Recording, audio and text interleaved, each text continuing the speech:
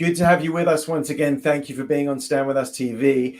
Deadly attacks on Israel's north, leaving kids and teens murdered. So what does Israel need to effectively do to stave off these Iranian-backed Hezbollah attacks?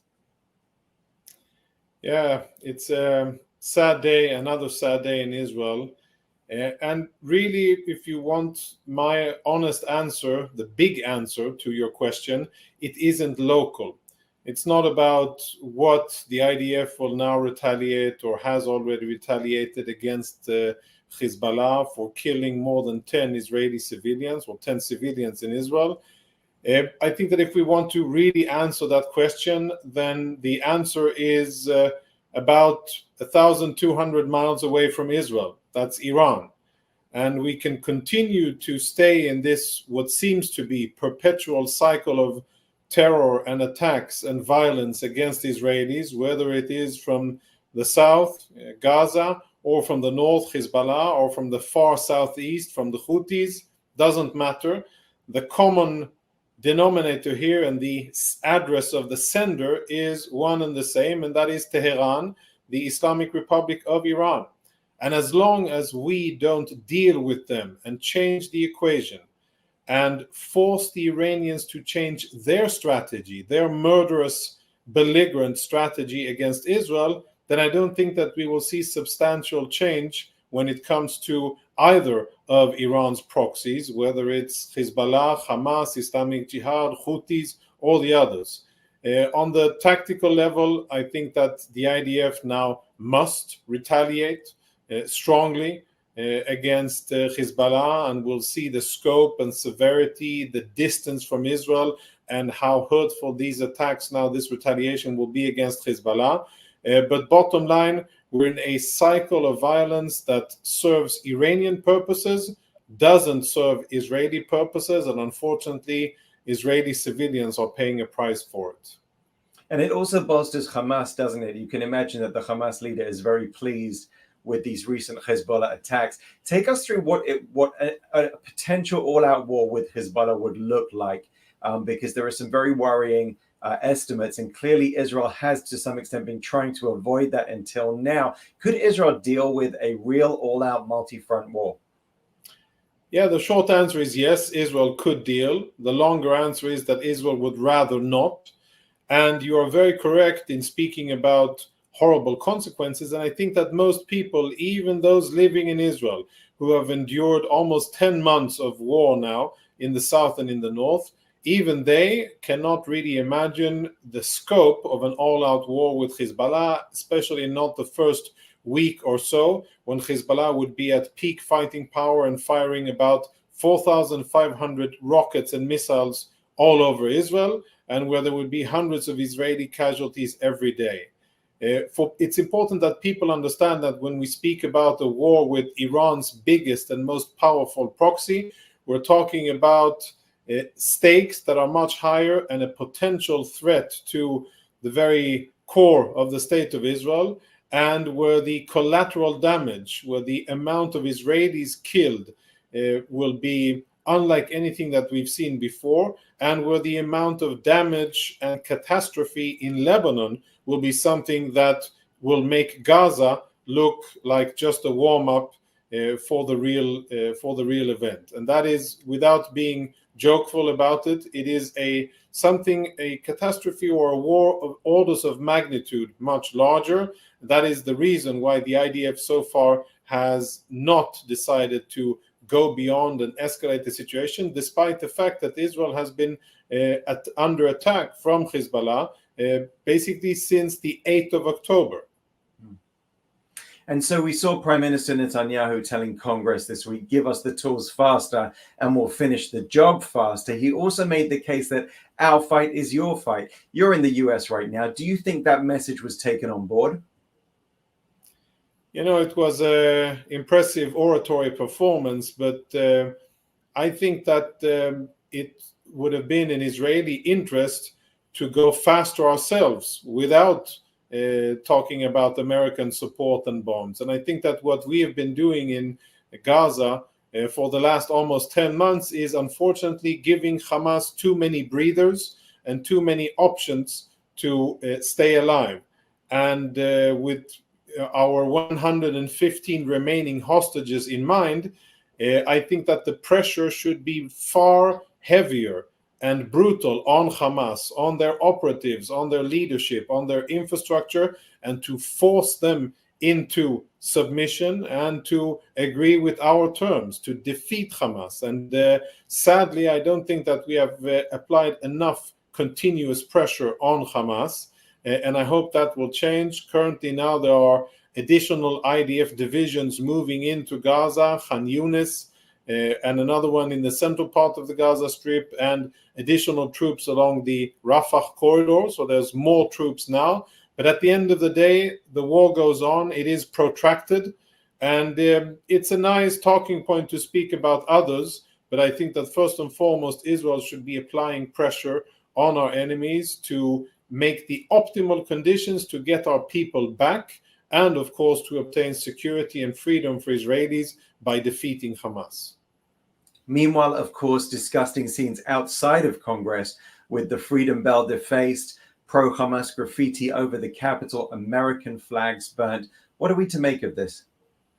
Well, I think Americans, what Israelis and Jews make of it, it's nothing new. These are thugs, these are terror supporters, genocide supporters, Israel haters and American haters, and it's unfortunately, sadly, nothing new.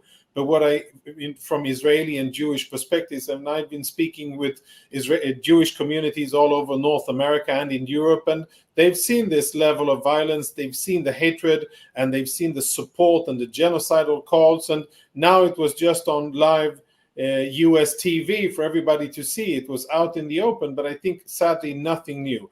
What I think Americans, non-Jewish Americans, should make of this is, please understand what it is that the Jews are facing, and please understand that this isn't only about the Jews. This isn't about Israel. This is about hating and despising the very underlying values of Western society, of law and order, of democracy, of civil rights, of liberties, of freedom of religion and expression.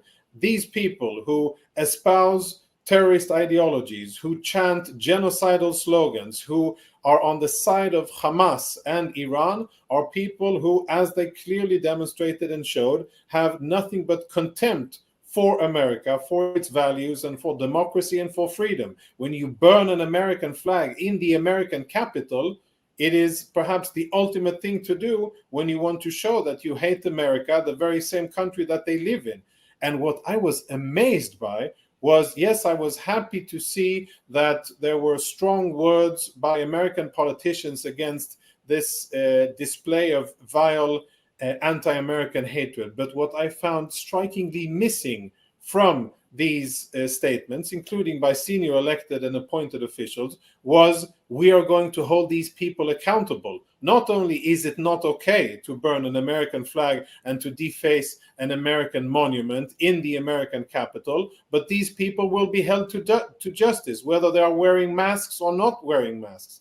And I think that's a sign of weakness. That is not what America needs. That is definitely not what American Jews need in order to be defended and safe in their home country, where they are loyal, law-abiding citizens, proud Americans, serving their country, paying their taxes, and respecting their institutions. And sadly, they are not getting the kind of defense and protection that they are entitled to.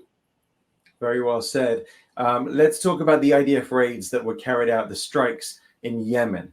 After the explosive UAV drone that was sent by the Houthis, hitting Tel Aviv, killing a 50-year-old man, Yevgeny Ferda, injuring several other people. Tell us your analysis of the attack, the Israeli response, and the message that it was sending. Yeah, it's been quite a week. There's been so many things happening, and it seems almost distant history, this brazen Houthi attack. It was an attack that not the first, of course. They've fired more than 220 rockets and missiles towards Israel. This one, unfortunately, hit and caused a casualty, and therefore, perversely, only this one got a response from Israel. I was happy to see the Israeli response because it was a professional, targeted, and effective strike on a dual purpose facility. The port of Hodeidah is where the Iranian Revolutionary Guard offloads their weapons that they deliver to the Houthi-aligned terrorist organization, the Iranian-aligned terrorist organization, the Houthis. That is where they deliver their shore-to-coast, shore-to-sea missiles. That is where they deliver their drones. That is how they provide weapons to the Houthis. So it's very much infrastructure that supports the Houthis' military illicit activity, including when they're firing missiles at international shipping lanes and when they're abducting international vessels out in international waters. So I think it was a good strike. It was well executed by the IDF. I am puzzled at why so far the US and the UK, who are leading the task force, allegedly leading the task force against the Houthis, haven't found it within their abilities or capacity to do a similar thing, even though it's been 9 months. I commend the defensive efforts that the US has been doing, and they are tremendously important to keep Israel safe and to prevent a general escalation here, and as such, very commendable. But bottom line, I think that we should draw a straight line across the Arabian Peninsula between Hodeidah in Yemen and the area of Bandar Abbas in the Persian or Arabian Gulf on the other side of Saudi Arabia. Bandar Abbas is an important Iranian port. That is where they offload oil and petrochemical products to China and to Russia and to other countries that are collaborating in the sanctions evasions scheme that the Iranians have been doing successfully for years. And I think that there are many similarities between these two different locations. I hope that Israel will formulate a well-thought, well-rounded strategy that includes economic, political, diplomatic, and military steps, and that this too will be part of the tools that Israel will bring to the table in order to, again, and I go back to the beginning of our conversation, if Israel wants peace and quiet and to continue to be the miracle of the Middle East that Israel is, to nurture our little oasis in the desert, then Israel needs safety. And the thing standing between Israel and safety is Iran. And if we want Iran to be different, then I think we should make them feel the results of attacking Israel. And there's many ways to do that, including, but not directly and first thing to do, but including strikes similar to what Israel did in Hodeidah against one Iranian proxy. Finally, obviously, the hostages at the top of our minds, as always. We saw this week the IDF recover the bodies of 5 hostages in a mission in Khan Yunis, Maya Golan, Oren Golden, Ravid Katz, Sergeant Brodsky, and Staff Sergeant Tomer Yaakov Achimas. What can you share with us about that mission? I just saw a quick video of the IDF division commander, Brigadier General Dan Goldfuss, inside the same tunnel where he and his troops uncovered the bodies of those murdered Israelis from. I think it sent a very good message that a senior Israeli commander was there showing it to the world, and I hope that people will see it and pay attention to it, and I commend the troops for doing it. I think it was a very brave and successful action. Sadly, it brought home only dead Israelis, and it provides a certain amount of solace to the families that can now finally bury their loved ones and close the circle, the initial circle of grief. But of course, for 115 other families, that is not the situation. And I'm amazed by the amount of pressure that is applied on Israel, on the Israeli leadership, and the amount of infighting in Israel over the reported terms of an agreement and the daylight that exists between Israel and the US when it comes to negotiations. And I'm appalled by the fact that very little pressure is applied on Hamas, on their main supporters, Qatar, and on Iran, which enables all this. And it all seems as if the easiest and softest thing to strike and apply pressure on is the Israeli government, which finds itself in a very, very challenging situation. I think that at the end of the day, I hope that we will have positive news coming out of Rome, where there's supposed to be a summit attended by the head of the Mossad, CIA, Shabak, and US officials and Qatari officials. I hope that for once we will have positive news from there for the sake of the families and the entire Jewish people. I remain pessimistic because we've been in similar situations long before, and I can just reiterate that I believe that we have to continue to apply strong, relentless pressure on Hamas, much more than what we are doing now and have been doing in the last months, in order to force them into recognizing that there is no other way out, no other way to stop the fighting and pressure than to hand over the hostages and to surrender. Thanks for watching. Drop a comment below. Don't forget to like, share, and hit subscribe to stay updated with our latest content. Until next time, stay informed and inspired. This is Djobnik signing off.